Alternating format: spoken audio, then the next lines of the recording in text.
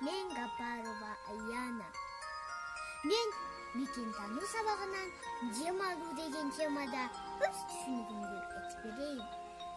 Біз мұрдымыз менен дем алып, оозубуздан чыгарганыбызда қан болсо организмде ошол дем алууну мажбурлайт. Бул өпкө болсо эки жерде ээлеген жумшак түрдөгү бир организм болот. Ал өпкө болсо, өпкөнүн тышкы түрү кооз, куккага окшош болот. Биз болсо, бийик тоолорго чыкканыбызда биз өзүбүздү жаман сезип, дем ала албай калабыз. Ошондо бизге кислороддор жетишпейт.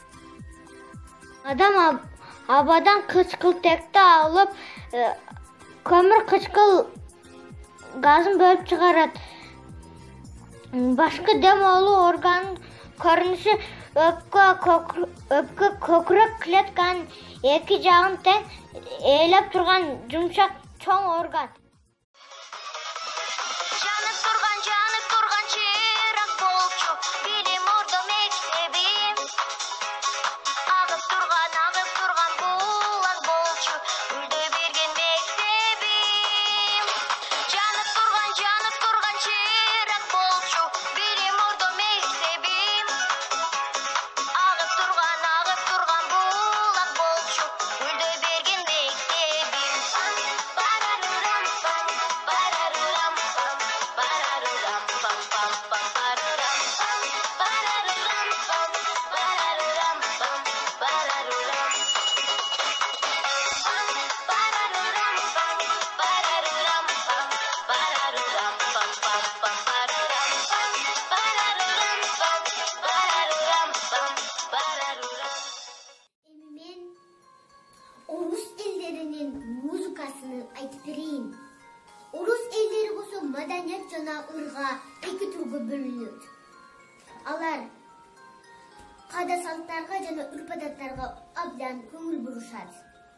Алардын биринчи тасмасы болсо снегурочка деп аталат. Кыздардын башындагы гүлдөр болсо, ал кыздардын башындагы гүлдөр тажыны элестетип турат. Тажылар болсо күндүн нуруну элестетип турушат. Ал жана алардын көптөгөн Руслан жана Владимир деп көптөгөн Садко деген чыгармалары жомокторуну кездешебиз. Жана көптү алардын алардын композитору Михаил Иванович Глинка болгон. Орус элдеринин музыкалары аспаптарын атап кетсем. алар